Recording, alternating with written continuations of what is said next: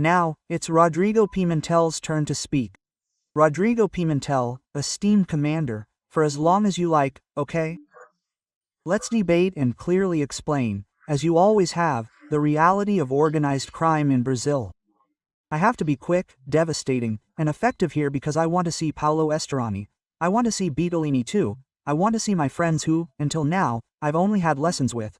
I didn't know Judge Motorinho. I fell in love with her speeches and learned a lot from Eduardo Lemos as well. I've been following his excellent publications for a few months now. In fact, I'm recommending all the podcasts because it's something all Brazilians should know.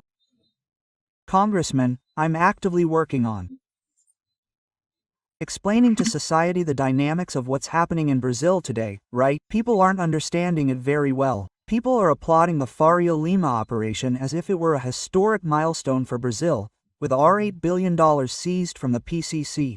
But in Rio de Janeiro, in April, the Rio de Janeiro Civil Police carried out an operation and seized $6 billion from Comando Vermelho, right? Neither the Faria Lima operation nor the Rio de Janeiro Civil Police operation seizing $6 billion and $8 billion will end the faction, because the faction survives today on territory. As Judge Elma said, it has a very rapid regenerative capacity, right? So, any public security action that is not based on pursuing the money, arresting the faction member, keeping the faction member imprisoned, recovering the territory, keeping the territory occupied, and finally, seizing weapons, any action that is not linked to these 5 axes will be a rather ineffective action that will not bring any kind of success. I listened to Judge Lemos's speech, and I asked that in the second edition of his book he mentioned 2 historical events in Rio de Janeiro. Judge Lemos, right? In 2002, during Benedita's government, by the way, in parentheses, when the Rio de Janeiro police killed more than 900 people in a period of 9 months, at that time, the Comando Vermelho attacked 5 municipal schools, 5 schools riddled with bullets by the Comando Vermelho. The headquarters of the state government, the Guanabara Palace, was riddled with bullets by the Comando Vermelho, and at the Rio Sul shopping center, with a daily traffic of over 400,000 people, a bomb was placed on the sidewalk of the shopping center which exploded, and thank God nobody died. That was in 2002, right? In 2006, the historical event, remember? On December 28, in a single day, the Comando Vermelho burned 12 buses, and 9 civilians were killed inside those 12 buses, all of them burned by the Comando Vermelho. So, it's not like we haven't been discussing Comando Vermelho as a crime, as something terrorist, right? Yesterday I sent it to Judge Eduardo Lemos, who is now also my professor and consultant, to consult everything. I sent Article 7 of the Rome Protocol, which Brazil has been a signatory to since 2002, and the law on forced transfer as a humanitarian crime judged by the International Criminal Court. This happens, obviously, when we exhaust the capacity of our sovereign country to judge a criminal. I am closely following the situation in Ceará, and I am certain that the Secretary of Public Security of Ceará, Roberto S., is one of the best in Brazil, very well prepared. A skull, a term used to describe a highly skilled and intelligent federal police officer, but Ceará is experiencing a real humanitarian problem, and the civil police of Ceará cannot be criticized. She arrested the criminal who orchestrated the expulsion of 2,000 residents, and that criminal was released by a decision of the Court of Justice of Ceará. Just like the civil police of Ceará arrested a criminal who threatened the mayor of a small town from the PT party, he vandalized the city hall and threatened the mayor with death. The civil police of Ceará arrested that criminal in 24 hours. The civil police of Ceará is very fast. Even faster than the civil police of Ceará is the Court of Justice of Ceará, which released the criminal the next day. So, it's very confusing to talk about the Brazilian situation today without addressing the main issue, which is the lack of legislation. There's no governor, you know, Colonel Almeida, and even if I were ever governor of Pernambuco, there wouldn't be a governor in Brazil who could reverse the chaotic situation of territorial occupation in the country with the current legal mess we have. To simplify the explanation for laypeople and journalists who say you can solve the Comando Vermelho problem with stones or an operation on Faria Lima, to summarize, I say to fellow journalists, to fellow students, that those 40 bandits arrested in a house who did not resist the action of the shock battalion that had surrounded the house, if among those 40 bandits we had bandits who, well, almost all of them were convicted, a judge in custody could put that guy on the street the next day. Logically, he would already be under pressure from the press, from society, and would have to explain his decision. But we have cases in Brazil of bandits arrested by BOPE with rifles in favelas in Mineira released in custody. We have cases of bandits in Brazil arrested by the military police of Santa Catarina, bank robbers with rifles released in custody. So, given this scenario, and I know this may seem like an exception, but the exception causes a serious problem of perception. The exception generates a feeling of impunity. It generates the feeling that crime has won. So, the conversation today with Brazilians is about what is actually happening. Because I understand, Congressman Mira, that not even our ministers of the courts know the reality of territorial control. They don't know exactly what a barricade is, right? The first one I researched, Paulo Esterani, was in 2003, a reaction to our first armored vehicle, Caveirão 01, which arrived at BOPE in December. So, the first barricade was actually to offer some kind of opposition to the Caveirão armored vehicle. From then on, the barricade becomes a tool of territorial control to delimit the beginning of the fiefdom. And the fiefdom is where the feudal lord goes to collect all his taxes, right? Where he goes to collect the money for the gas cylinder. Judge Lemos said 30%, but the information we have in Rio, in some communities, is 50% more expensive. So, the poor in Brazil today are forced to buy a gas cylinder that is 50% more expensive. Therefore, they end up contributing, in a forced way, to the Comando Vermelho, Red Command. They will leave a family of 2 children, who cook twice a day, in the hands of the Comando Vermelho. They will change the gas cylinder every 23 or 24 days. At the end of the year, they will leave our $900 in the hands of the Comando Vermelho, just one family. Even if that family isn't sympathetic to the Comando Vermelho, which they usually aren't, they are contributing to the purchase of gas cylinders. The emergency situation in Brazil is that we have 20,000 internet service providers. Brazil today has 49 million people who subscribe to broadband, either with a CPF, individual taxpayer ID, or CNPJ, company taxpayer ID, right? Of those, 25 million Brazilians buy internet from small companies. It's the country with the largest number of internet service providers in the world, right? Much more than the United States, Canada, and Mexico combined, right? Brazil has, if you add up all the internet providers in the Americas, Brazil has more. It was some kind of decision by Anatel, the Brazilian telecommunications regulatory agency, that I didn't quite understand, maybe to lower the price, I'm not sure. The result, in a very, very short time, Colonel Mira, there's no way Comando Vermelho, the criminal organization, can let this go. In a very short time, half of Brazilians will be consuming internet from a criminal faction. This is already happening in Ceará. In fact, the Ceará police acted quickly, arresting 61 criminals. Several have already been released by the justice system. But the real issue is, Comando Vermelho is having a field day. They have money to get from gas, from internet, they have money to get territorial control, and I fear that very soon Brazilians will seek the International Criminal Court. We've been signatories since 2002, because of the transfer. Forced evictions are happening today in Ceará, Bahia, and have already happened in Rio de Janeiro as well, and continue to happen in some militia-controlled communities. Forced evictions have become a national drama visibly ignored by television networks. Read Globo only addressed the issue 6 days ago, right? They had never even touched on the subject before, and it was disregarded by the President of the Republic and the Minister of Justice, right? It's a neglected humanitarian drama, and I already have a position, Colonel Mira.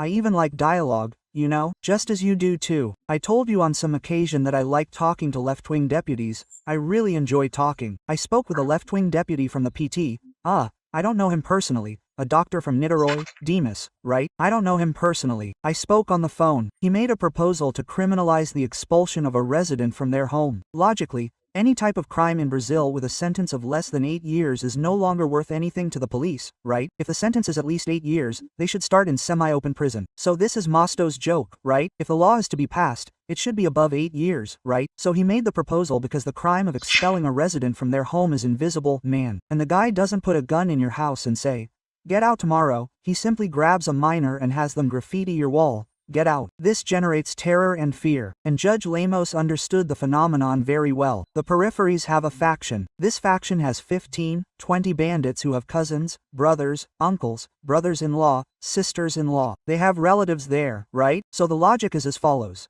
Comando Vermelho arrives. Everyone who has a degree of kinship will have to leave the neighborhood. So look at the size of the problem we're creating for Brazil in the next 15 years. Because we know that Comando Vermelho will continue to occupy the peripheries, especially in the Northeast. In the Northeast today, Colonel Mira, of the 10 most violent cities in Brazil, 10 are in the Northeast. And if I looked at the Ministry of Justice's map from 18 years ago, the 10 most violent cities in Brazil were in the Midwest and South. Parana also had cities among the most violent. Everything has changed. Today, the violence has shifted to the Northeast, and it seems like things are out of control.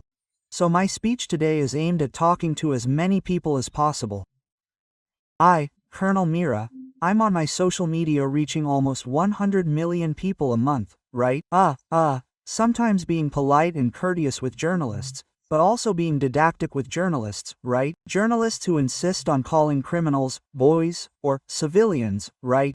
A civilian is a civilian. The fighter is an insurgent, but the journalist calls him a civilian. The boy isn't a boy, because the average age of the criminals arrested by the Rio de Janeiro police in the Alemão operation was 29 years old, right?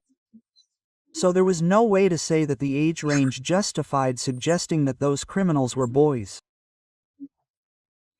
And the great thing for us today, for the political class, for Brazilians today, is to understand that the overwhelming majority of people living in the periphery are applauding the police operation not because of the barbarity of the bloodshed, but because of the desperation of not seeing a horizon. I have no horizon. I'm sure that this criminal will continue to be here for the next 40 years. And not that I have a murderous desire, but if Bob came in here and killed 100, the citizen starts applauding, a bravo, another solution. Because arresting the guy is only to release him. Just so you think about something I want to hear from you. Celcinho from Vila Ben was arrested 4 times, man. This guy is the leader of ADA, the leader of a faction that killed hundreds of people, and the Rio de Janeiro civil police and military police arrested him 4 times, and he's free again. You can't fight organized crime like that anywhere in the world. And despite my criticism of the governors of the Northeast because of the bad numbers, I'm sure they're doing their job.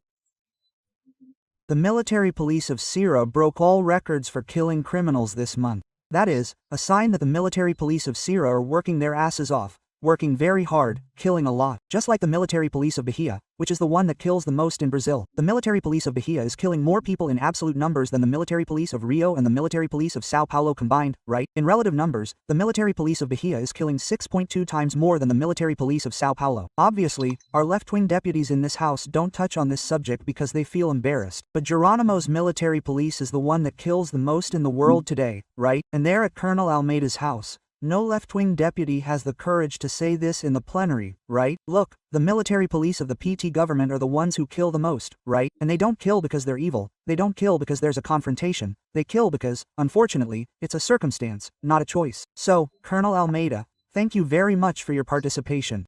I'm attentively following the bill in the commission. I suggest that we dedicate all our time to the debate and I ask the left to give me a solution, then. Okay, that doesn't work. So present me with a solution, because I have to catch Doka. Doka is a murderer, a fascist who killed a 60-year-old woman here in Rio de Janeiro, riddled with bullets. The option of not arresting Doka doesn't exist. The option of throwing a rock at Doka is shameful. It's a joke. So what's left for us is to enter the community with maximum preparation, equipment, technique, and intelligence, and try to capture the dock worker and, if necessary, if the circumstances allow, if he has a defense, kill him, right? But that's it. So, thank you. I'll continue following Vicarmera here. I want to hear from the experts. Experts who are on the front lines. So I want to hear from the group that's on the front lines. Thank you, Commander. Thank you, friend. And the invitation still stands, you know, for you to go to Pernambuco. We can relax on the beaches there. I'm sure you'll have all the security, despite the organized crime, right? It's there, taking over Porto de Galinhas, those beautiful beaches, but we have a security system and you and your esteemed wife will be very well received, as my wife and I extended that invitation to you in Rio de Janeiro. Is that right, Pimentel? It's extremely important, and we're in a predicament, a trench where we really can't retreat even 1 millimeter. We have to commend the governor of Rio de Janeiro, Claudio de Castro, for his courage in truly supporting public security. And exactly the opposite of that, we have an organized crime group, a real criminal organization, which is the Northeast Governors Consortium. And they even financed it with ventilators. Remember how many millions that was back then, and to this day we don't know. The ventilators haven't arrived, the money hasn't been returned, and that's it. So it's a very sad thing, but thank God we have 2 police forces that are reacting, right? Those of Bahia and Ceará. And I hope that my military police of Pernambuco will also start reacting. I always ask the Secretary of Public Security, give me a gift, right? Arrest someone from organized crime in Pernambuco, and to this day we haven't received that gift. So, that's why, and I repeat, in this operation in Rio de Janeiro, not a single good boy, not a single decent man, was arrested or killed from Pernambuco in all of this. It was shown that 11 states in Brazil were included. And my Pernambuco isn't present, but it's also leading the ranking. The most dangerous state in Brazil is precisely Pernambuco, where crime truly reigns. I wanted to